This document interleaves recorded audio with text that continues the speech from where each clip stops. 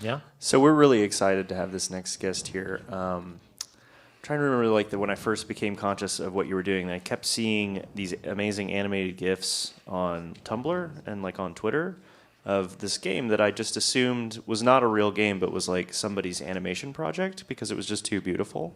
Of this sort of like adorable fox character having like Zelda adventures. And then I guess I met you at GDC last year.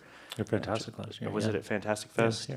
Yeah, and then sort of put two and two together, and then finally laid hands on this game, and it's like one of the most beautiful, polished things that I've ever seen. Essentially, one person do kind of on their own. You did pretty much everything but the music, correct? Yeah. So I'd like to welcome to the stage, with all that aside, Andrew Shouldice. And Andrew is going to be talking to us a little bit about his game, Secret Legend, that I was just bloviating about, and also about some of his work in jam games. Take it away, Andrew. Hello. How's it going? So yeah, my name is Andrew Shouldice. I'm at Dicey on the internet. And yeah, I'm going to spend a little bit of time talking to you. An hour and a half is a long time. I don't know if I'm going to use the whole thing. When I said to the organizers, wow, that's a long time, they said, don't worry about it. Just show your current game, show your jam games, do whatever. I don't have any YouTube videos or good jokes. And I can't do whatever it is that Kyle and Ian do, but we'll see how it goes. So I thought, what do I like to see when other people present stuff? And I like to see their games. I like to see what other people are up to. I like to see other people's creative process and find out what it is that makes them tick. And sometimes a little bit of implementation detail is nice. So I'm gonna do that. I'm gonna play some of my old jam games. That's mostly what I'm gonna do, is play old jam games and games that sort of were dead ends. And I'm gonna try and share some observations about that process, and hopefully that will be interesting. And maybe some implementation details. I don't know what's going to be cool there. So if you want to ask questions about how I did some things, go for it. Just yell. But I also have a selfish reason, a selfish thing that I'm going to do while I'm up here, and that is that I'm sitting in front of all these people that I respect and admire. Are some of the most talented people that I know. See if you can find yourself there. Yeah, there's a lot of frogs in the audience, and they're all listening to me. So it's a pretty big opportunity to, I'm going to use it to my advantage and maybe ask a little question, which is, I actually don't really know what the question is, but it's the when I make games, it seems like this big fumbly process that I've found seems to center around this idea of waiting for a magic moment to happen where everything comes together. And that can work for small games, but it doesn't always, but it can. But I have no idea how it works for larger projects, and I'm working on a larger project now. I could use some tips, because in small games it seems really easy to sort of shake it around and have everything point to that magic thing that you can build your game around. But when it's bigger, that's harder to do. So I'm going to show you a bunch of games, and maybe I'll just weave the question in, saying basically, now that you've seen some of the things that I've made, and you know a little bit about me, what do you think? Like, I'll defer to experts, and you can, I don't know, we can be friends. You can share some ideas with me, tell me what I'm doing wrong. You're really nice, so you probably won't say that I'm doing it wrong, but you can, I don't know. We'll see if we have time for questions or talking to one another afterwards. That being said, I hope you get something out of it as well. It's not hopefully entirely selfish. And if I get boring or ramble or whatever, just give me your best air horn, and I'll move on.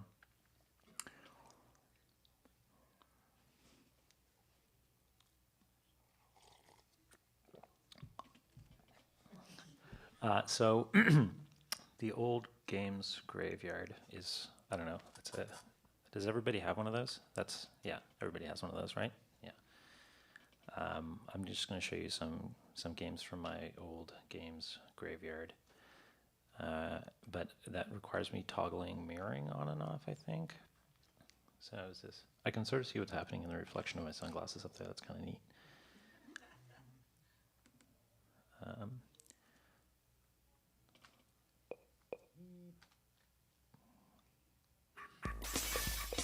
All right, so this is a game called Alligator Home Invader. You're an alligator. This is licensed music. Should I like turn it down a little bit so it doesn't turn off our stream? I don't know. It's a really good song though. You can jump. The idea is that you're invading people's homes. You're an alligator, and you can run around. And you can swing your tail. You can pick stuff up and throw it around. There are guard dogs. Oh yeah, the idea is that you're smashing people's stuff like wine bottles and TVs, and like gems and wedding rings and stuff come out of it. And if you pick up guard dogs and throw them, they'll explode.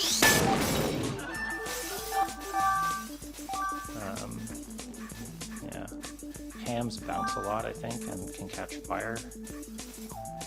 And there's a trumpet.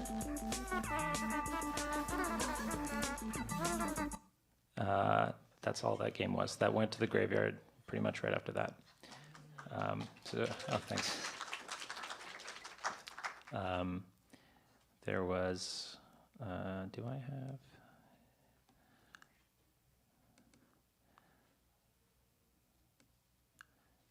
Here we go.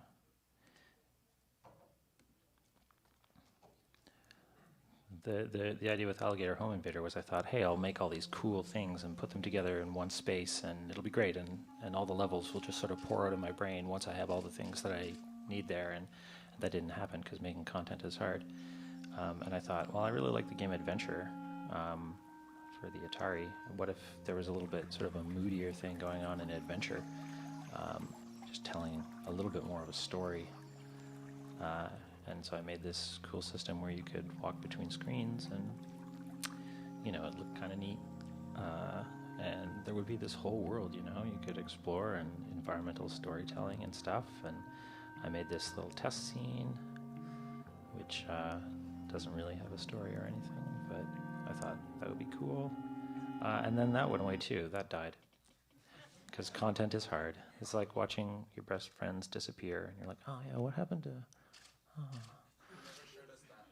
What's that? You never showed any of us that. Really? Okay, I'm sorry. Yeah, some of them get pretty far. Like, do I have Jupiter Taxi Bus? You can see this. Let me check my. Yeah, there we go. Jupiter Taxi Bus got pretty far, but then that disappeared too.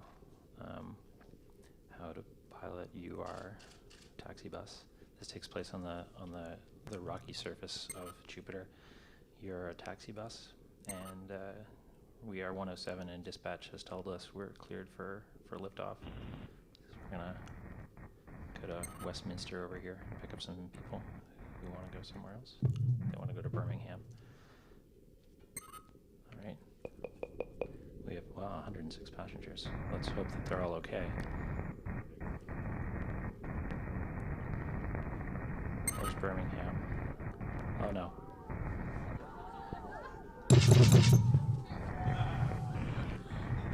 No thanks. I don't know if you can hear them, but they scream a little bit.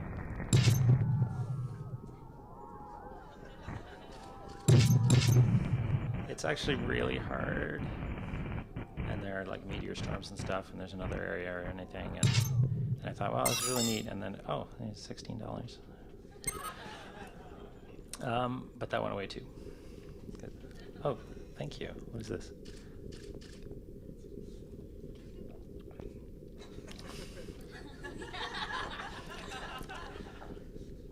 Welcome to Texas. Yeah. Oh yeah. And I thought these are okay. So these are all examples of what if I made a big game? It's going to be the greatest thing. I just need to make a system. Just need to make a system, and everything will fall into place. All the content will pour into my brain. This was like a procedurally generated Zelda game, called The Hero Forges North. You can kill monsters, run around. I think if you kill all the monsters in a screen, sometimes there's treasure. Oh, I got a bow. Great. Okay, I don't have any arrows yet. And it went away. Sorry. Yeah, so I spent a lot of time, like I think a lot of people did, maybe making games that ended up vanishing, because I don't know. For me, content is hard. Like making a system is the easy bit. Am I? There we go. Oh no, I'm not mirrored anymore. Turn mirroring off. Right. Okay.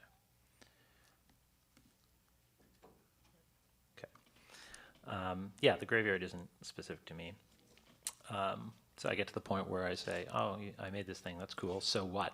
Like, what's the thing that brings it all together? It ends up being a bit about the ending. Like, why are you doing all of this? What is the player's real motivation? And that requires committing to something, and that's pretty hard, for me at least, to say, oh, it's definitely all about this one thing. My non-jam process, I made these little flowcharts a while ago when somebody asked me about making games process stuff. Usually starts with coming up with a new idea. You think about it and you're like, oh yeah, that's pretty cool. Maybe you have a new idea, but eventually you'll want to try it out. And sometimes you abort that idea and you have a new, better idea.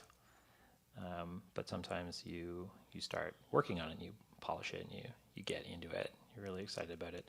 Sometimes you think, is it just like more of a system? Was I just building this neat thing? Can I turn it into a game? And if you're lucky and you do that, then you might get into it, and then usually something bad happens. Like you think there's a problem with the design, or your code gets really messy, or you're frustrated with the aesthetic, or you just realize that there was something fundamentally wrong with it, or you just get bored. That's another possibility. And in both cases, they go to the graveyard and they languish, and they go away forever. But then you have a new idea, and then the whole process starts over. So the first game jam that I did was this month-long thing for Terry Kavanaugh started up a thing called the Super Friendship Club a while ago. Oh yeah, who, what? Yeah? Oh, Ian, thanks. Hi.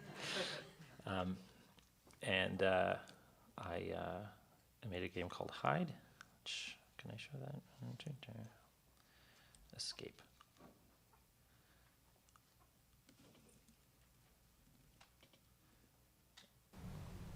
Am I mirrored?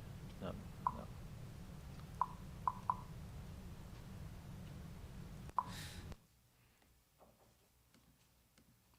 Sorry, I only realized that I would have to do this switching back and forth moments ago, so I haven't practiced. So there we go.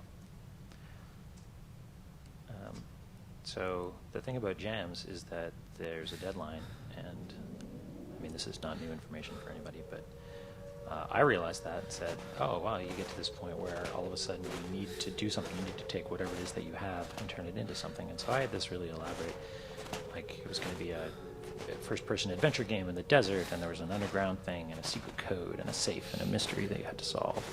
And it was really dumb.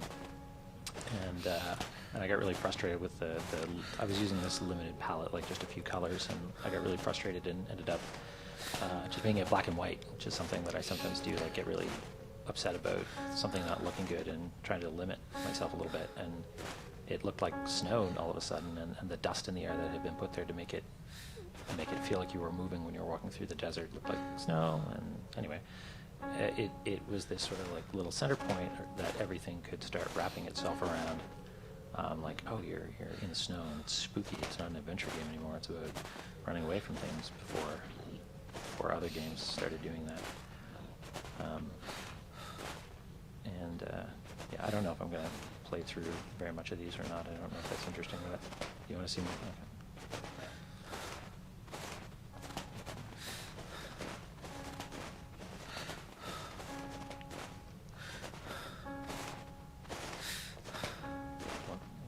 Rest for a little bit so I don't subject you to my breathing sound effects.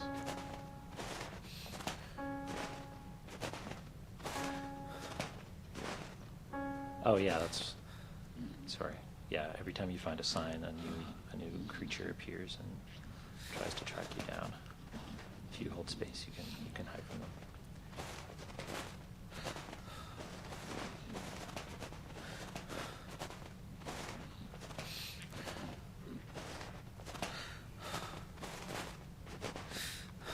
But the sort of low resolution thing that was just like I had been messing around with before sort of worked because it made it feel like your vision was really bad in low light.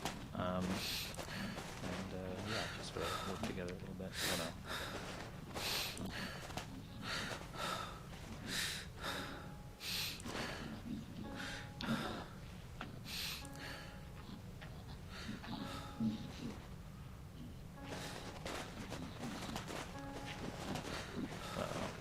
Not going well.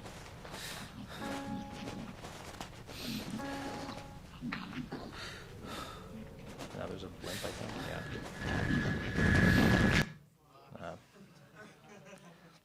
And it has an ending. Like it was finished and it went on the internet. And so that was really cool. And I thought, oh, wow, you just need someone telling you to finish your dumb game.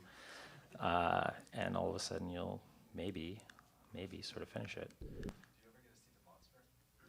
Yeah, at the very end, if you turn and look, it's, I mean, that crunchy low resolution thing is good when you can't model stuff as well, because that's just like a really jumbled mess of polygons. Okay, let's do this little song and dance again.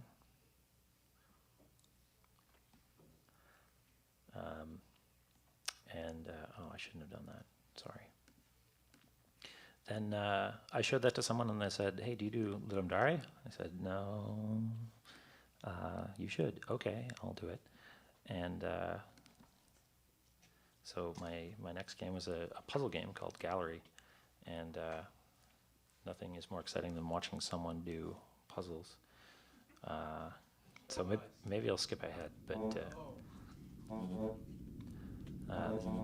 it's got some embarrassing Helvetica at the beginning that you can suffer through. The theme was minimalism.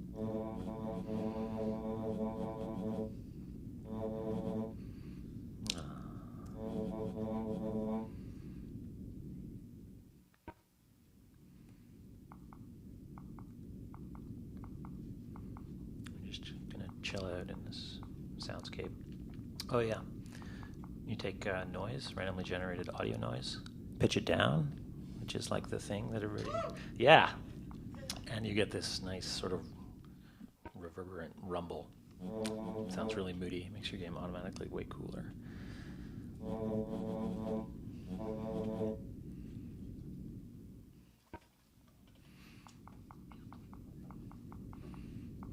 This is my most exciting game.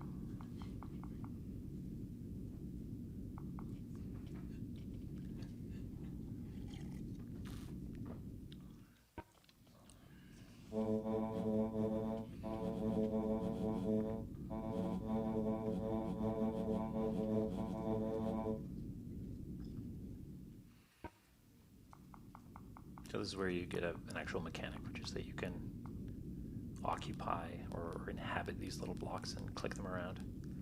I think the sound might have been a knuckle crack that had been, I don't know, probably pitched down a little bit.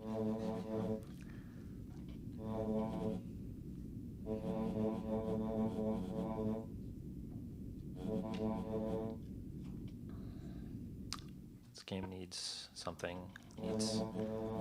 There we go. Conflict. Now it's a real video game.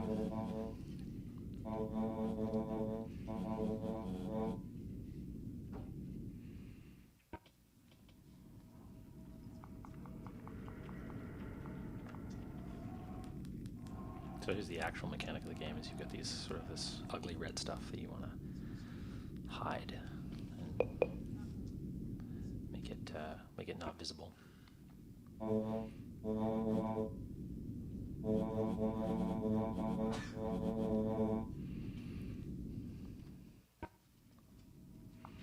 think here's an actual puzzle. There you go.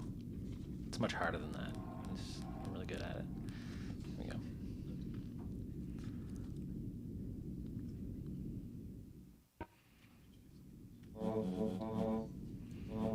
Anyway, it goes on. I'm not going to show you a bunch of stuff. I can show you the ending, maybe. No, quit it.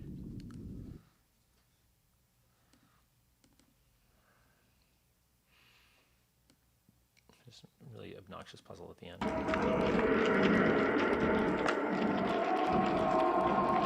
It's me fumbling around trying to solve it last night. You can do it. Past self. Almost. There you go.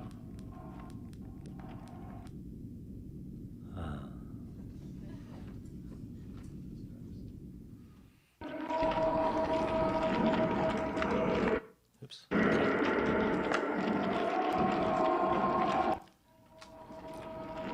This puzzle is pretty tricky.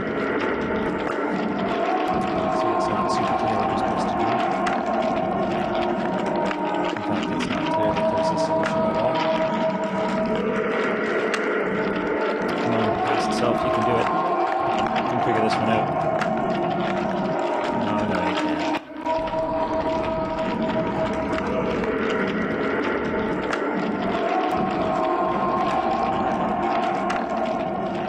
The end. Yeah, so okay, now do I go back?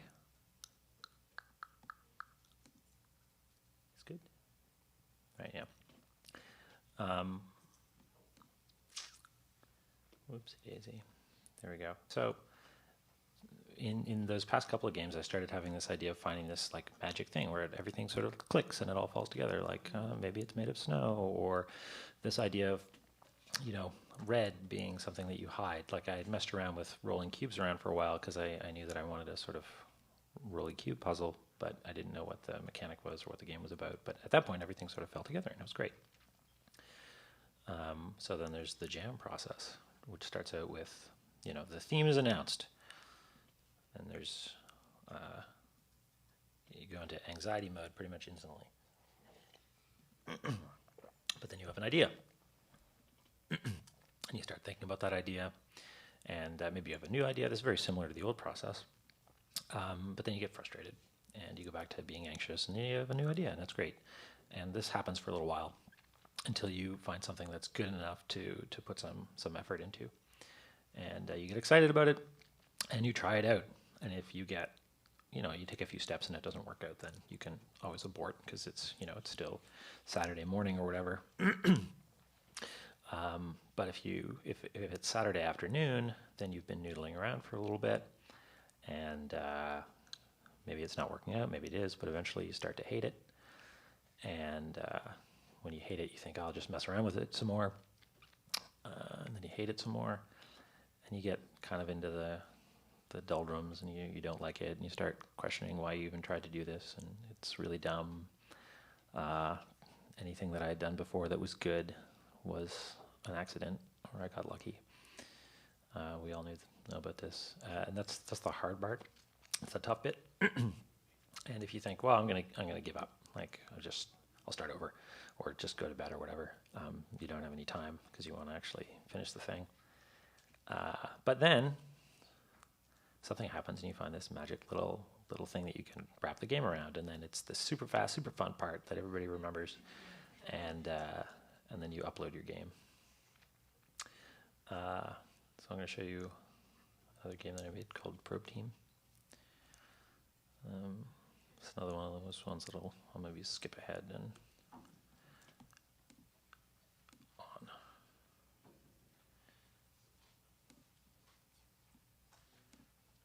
This was for 10 seconds, which is was the Ludum Dare theme for this one.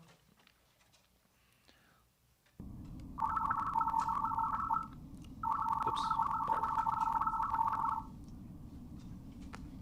Can I make this bigger? Wait, no, maybe not. And the keyboard doesn't work. Reload. I'm using Safari because Chrome doesn't seem to like Unity anymore.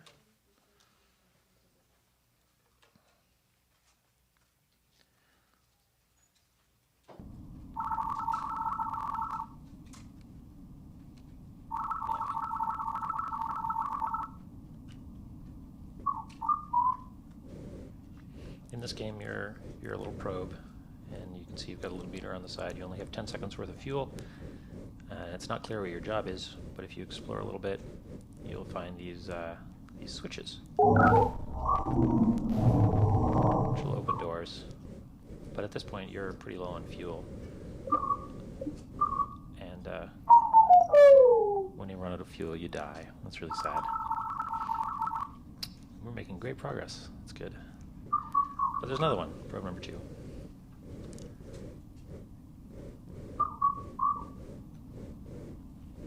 More probes, open more doors. And bump into their friends. Wake up. I miss you. Oh, now we're together.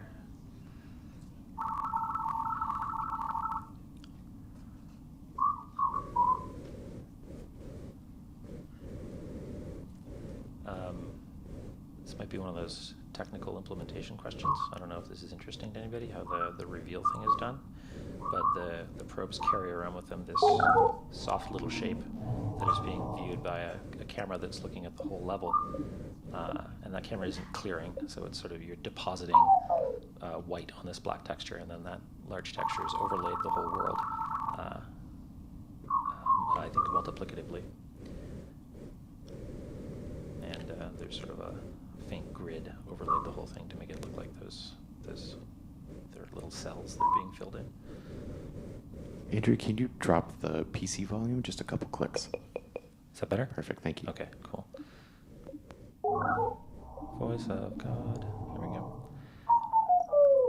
Yeah, I can switch to video if you want to see more of that, or I can move on. I don't know what time is like.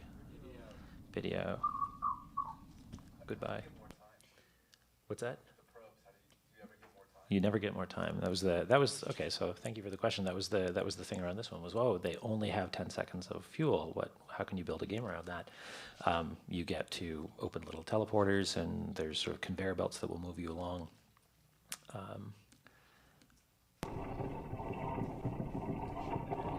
Yeah, I can show the answer. Here's an example of a conveyor belt that you've activated, and you get a little ride.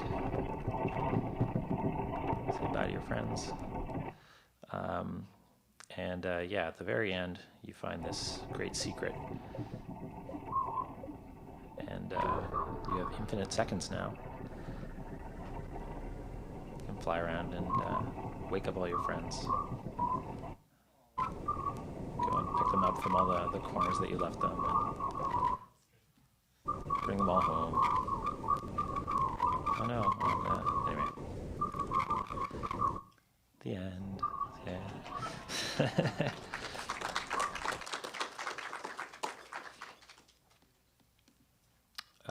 So that started out as a jigsaw puzzle with audio. You're trying to rearrange 10 seconds worth of audio, and that was one of those early aborts. It's like, this is dumb. It's not fun. Yeah, that game felt like it was a success because this 10 seconds fuel thing came pretty early, and so I came to sort of like really that magic moment became very important. Like, you need to have that. Like, just keep waiting until it happens. If it doesn't happen, maybe you're screwed. Fighting game. That's not really a real jam game. I don't know if I should show that. We'll do it. It's not. Tell us about your birthday. Fighting game wasn't birthday, but it was related. I do this thing where I invite some friends over for my birthday, and it's bring your own game. So you make a game, and we play it at the birthday party. That's it. That's fun. You should do it too.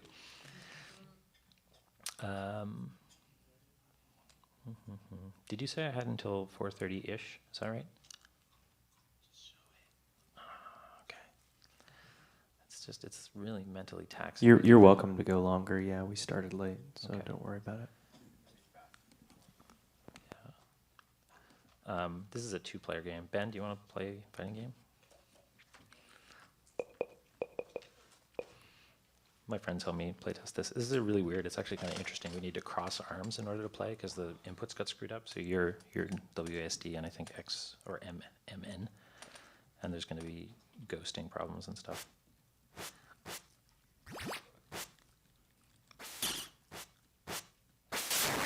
I got killed.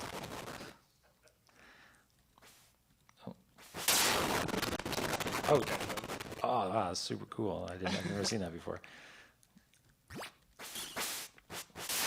Okay. Anyway, that's fighting game. Thanks, Ben. Yeah, it's not super relevant to the main thread, I guess, but it's colorful. Mirroring off means presentation. Okay, I need a little memory trick for that or something. I did a jam game called Our God Lives Underground, which not sure if I could talk about it before showing it or not, but originally it had combat, and I thought, like, what if there was this dungeon crawl game thing, and the big revelatory moment there was just like, remove the combat, like, don't worry about it. It has this character that walks around, and at one point I needed to make footstep sound effects, so I cracked my knuckle again, and the sound effect was this sort of, if you pitched it down, it was this neat sort of like echoey thing, and I put it in the game, and the character was moving too fast. It sounded really goofy. It was like clop, clop, clop, clop. So I made the character move slowly, and now it was this like really moody, pensive thing that was spookier, and it made sense not to make it about combat, and removing stuff always makes it easier, so that worked out really nicely. That was the magic moment there.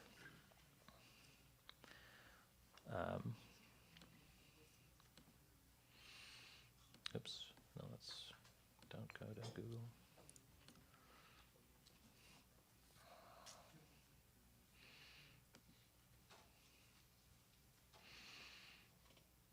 Oh no, it's going to take a long time.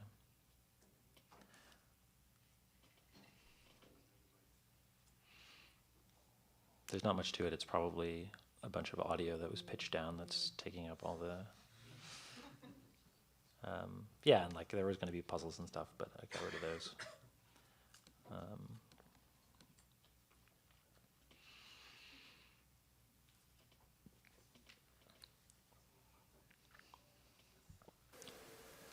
Can I make this full screen? No, I'm sorry. Can I zoom in? Does that read up there?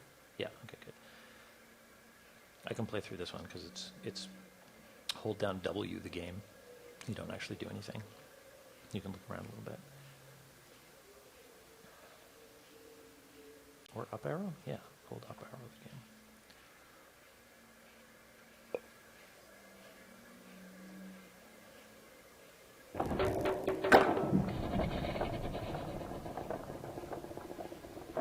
It's doing that thing where it's eating my input and assuming that I want to walk up constantly. That's wrong. Thanks, Safari. I didn't even make a video of that one because I thought that I could just do it. Sorry.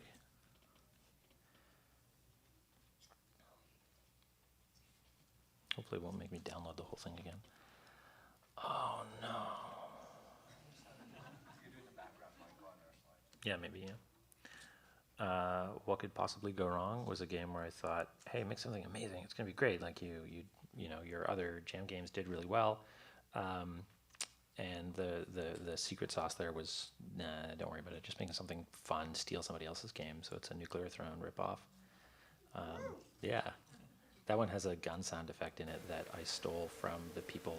They were re-roofing the house next door. So I put a microphone out the window, and it's this really good nail gun sound effect that ended up being part of it. I think that's in the spirit of the Lodum Dare rules.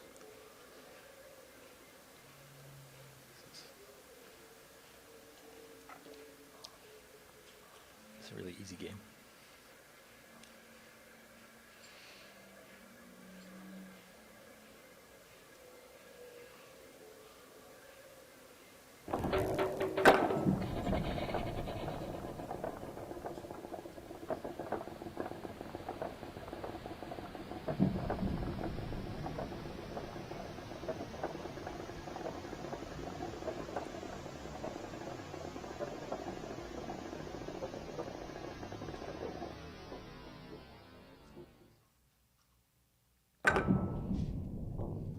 It's a bunch of pitch down sounds. Like, it's not a joke. Like, you do that, your sound will sound better.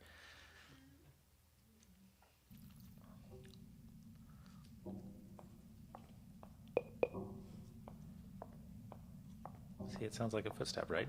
Like knuckle crack. Pitching down.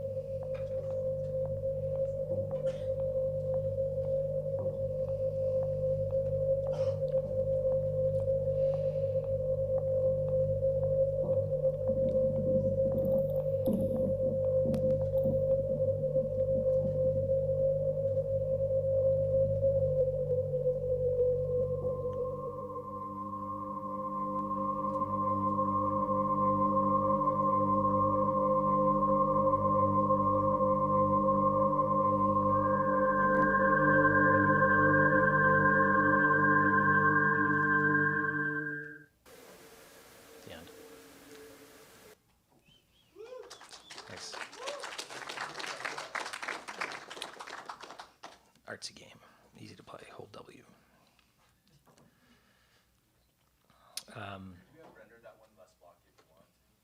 Yeah, so it's rendering to a point sample texture that you can adjust the resolution of in Unity.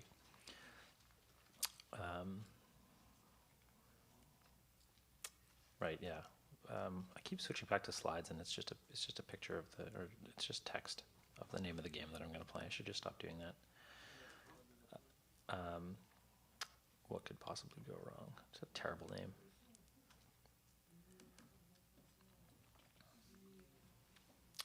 I've been playing Nuclear Throne, and I thought that was fun, so I thought I'd just rip that off and not try to make something super amazing, but it ended up being pretty fun. Nuclear Clone, that's a good call. Yeah, okay. More microphone. More microphone. Hello. Less audio. There we go. It was Connected Worlds. It's a pretty lame thematic connection, but I ended up using. Oh, it's doing the thing where it's eating my inputs, so I can. Oh yeah, and I died. Just reload. There's that nail gun from Neighbors. Thank you, Ryan and Barb, for having your roof redone. Yeah, the connection here was that I ended up stealing from my own games and putting those spiders from the last game in this one, and the probes show up at one point, and the giant cube with the headache. It's like a boss. You've seen this game, you know what it's about. You got it.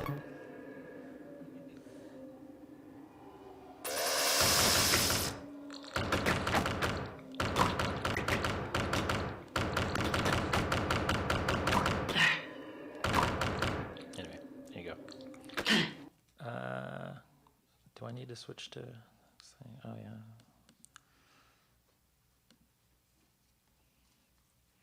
This is also not especially relevant, but I think it's kind of neat.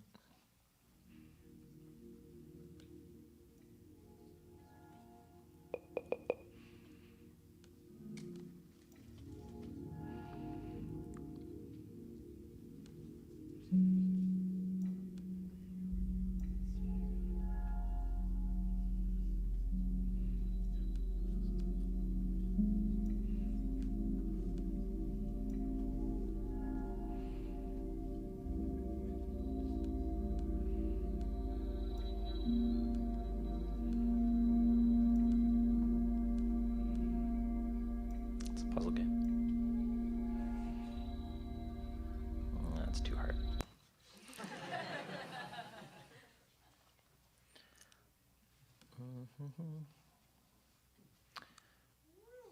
Yeah. So yeah, there's the name of the game. Joseph, if I just turn this on, will it? I think I need if to. it doesn't, I will run over there and make it so.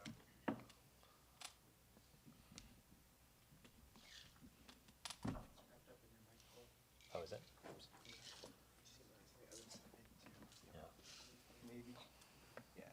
I feel like I lucked out and had my game at the front of the carousel on the machines out front. So has anybody seen this? Yeah. Okay. Some people. Okay.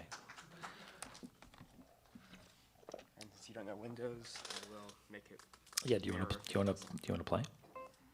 It will be the thing where a bad player plays your game. And you get really frustrated. Okay. We don't need to do that then. That looks right. And you have this plugged in, Yeah. so you should be all set. Volume is the FN key. You can see beautifully right here. What? And Seriously? size. Okay. Can you make it good? Fine. No. It's, I do. sorry. This is the technical difficulty that makes everyone seem really charming and real. There we go. Awesome. Yeah, thank you. They're loud or quiet. Okay. How are we for volume? Is that Turn the PC down just a bit. Terrence Lee, Lifeform? Yeah, that's really good right there. Well, up a little bit. Up a little bit? Up a little bit, yeah. Now down a little bit. Just kidding. Yeah, that's good there. Oh, this is going to be...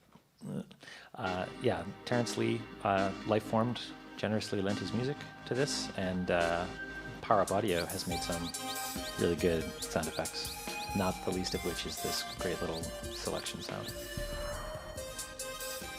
And Terrence also made some custom music, such as the track at the very beginning.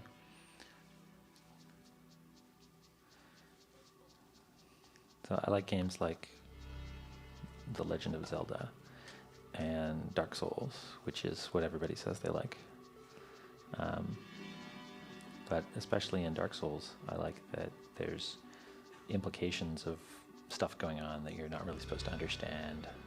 At least that's how I feel. I feel that way about a lot of video games. Like I don't actually know what's going on, but especially in that game. So Jim Crawford has this great talk about mystery in games, and one of the things he says is, you know, use pictograms and not text, and try to make things hard to talk about. And I think that's a really good idea. Using secret language means that no one's going to have to read your boring Helvetica.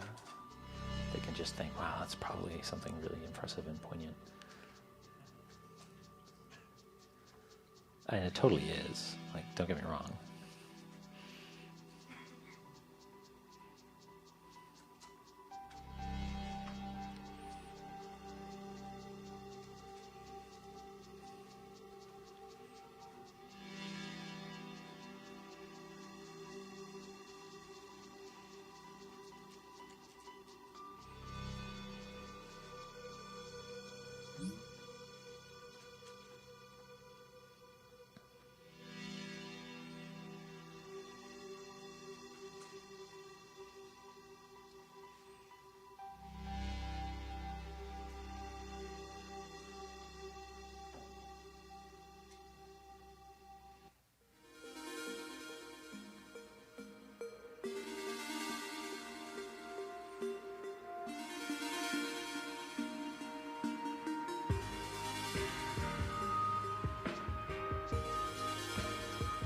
Everybody's favorite thing so far seems to be walking through the grass.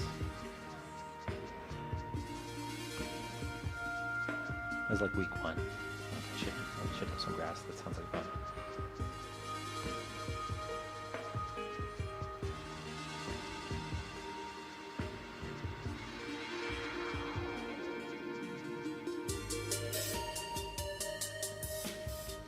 I don't know if it reads especially well, but the idea of a world in ruin where something amazing happened a long time ago is kind of interesting to me, and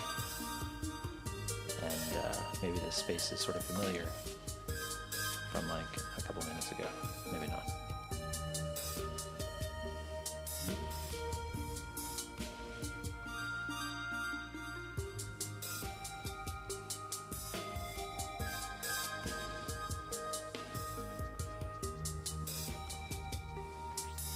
Feel a little weird just playing my own game. Is this, I don't know, question time? Oh, yeah, what was the inspiration for the language? Fez, basically. Fez is super cool. What's that?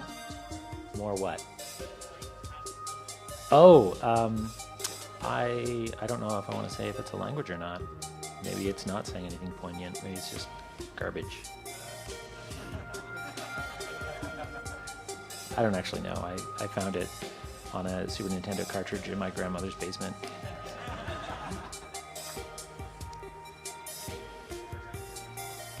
No.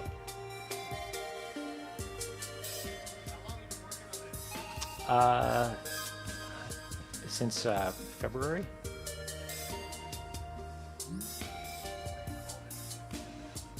Oh, it's the Unity project is called Secret Legend because those are words that evoke other games and haven't been used together.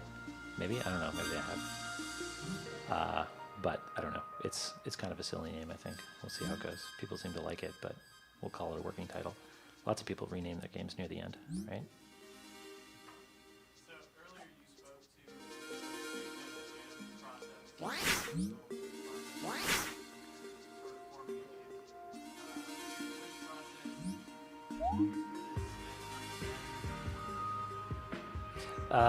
So jam process all the way is what I would advocate for, but you, the audience, will answer the question, what process should be used for larger games, because I haven't done it before. That's the next bit. Yeah, maybe I don't need slides for the next part, really. Oh yeah. Secrets.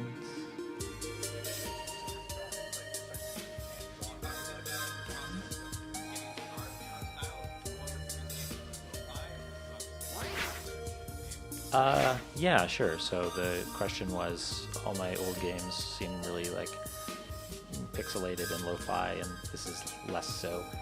It started out like Monument Valley. I really like. I think it's super beautiful, as does most everyone. But I wanted to be like, oh, what if there's this isometric Zelda game where everything was flat shaded, and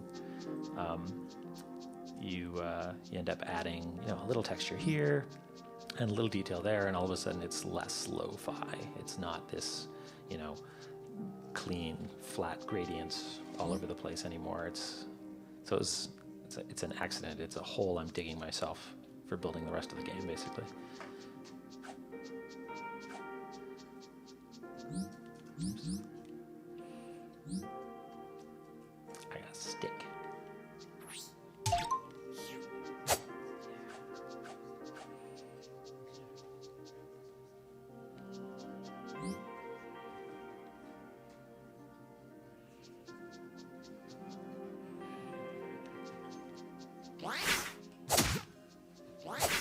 There's some of those power-up audio sounds.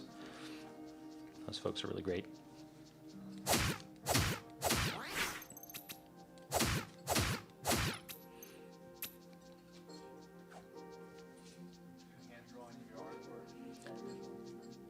Some of the stuff in the in this manual is hand drawn, yeah, and just scanned in. Wait, can you show us what happens in the background? Oh, yeah. What? Oh, did you not see that, Devin? Okay, yeah.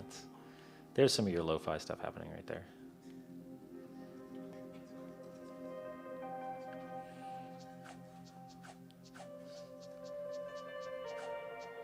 Got the stick. Gonna wreck these fools. Oh no. Oh no. They're gonna wreck me.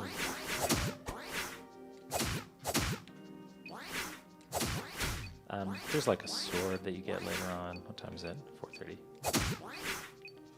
If you would like to see more, like all the secrets and stuff, you can check it out in the front row. Andrew? What's that? Sorry. I turn on the effect of I can do it.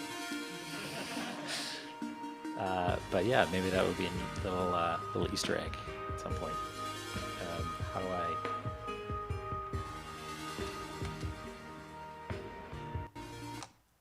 Okay.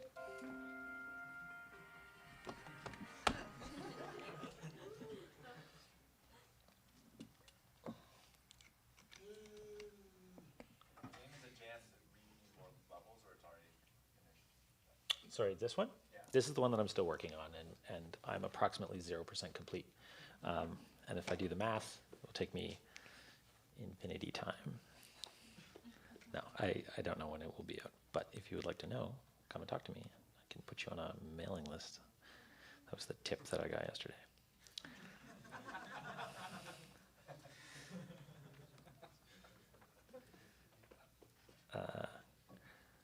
So if I want to slot this game, which is much larger, or I'd like it to be much larger than all my other games, into the models that I'd looked at before, it's, well, what's the starting point? It's this game about exploration and mystery and feeling like there's always a little bit more just around the corner.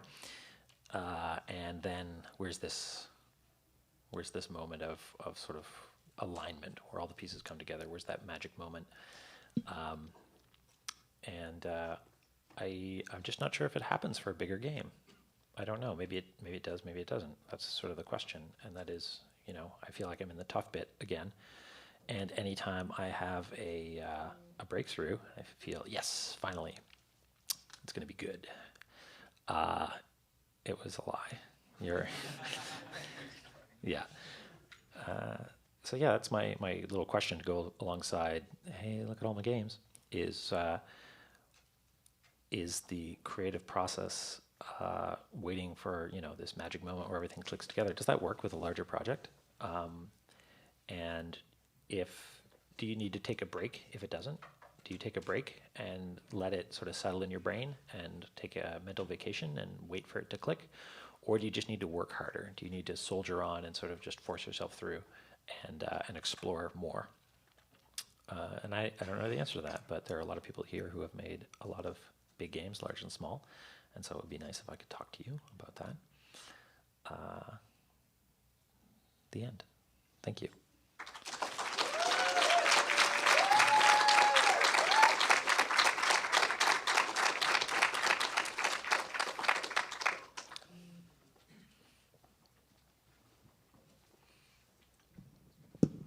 All right, everybody, are there any additional questions for Andrew? Got one in the middle. Have you done many collaborations with other people? I saw that fighting game was a collaboration. Right. I had some friends who were helping me playtest, some very talented people who are good at fighting games. I'm not good at fighting games at all, and so they helped playtest. But my small projects, I generally do them alone, yeah. I suspect I'm probably insufferable to work with, but I don't know. But it might be, if mental vacation is the answer to the question I asked, then it might be fun to collaborate with some people at some point. Looking at you, entire room.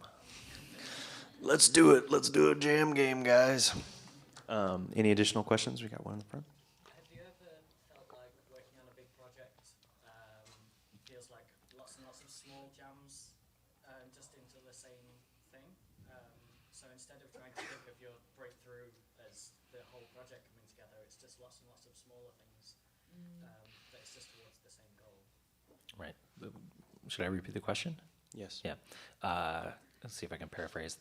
Does it feel like a big game is a bunch of smaller games, and so breakthroughs can be on a smaller scale? Okay, good.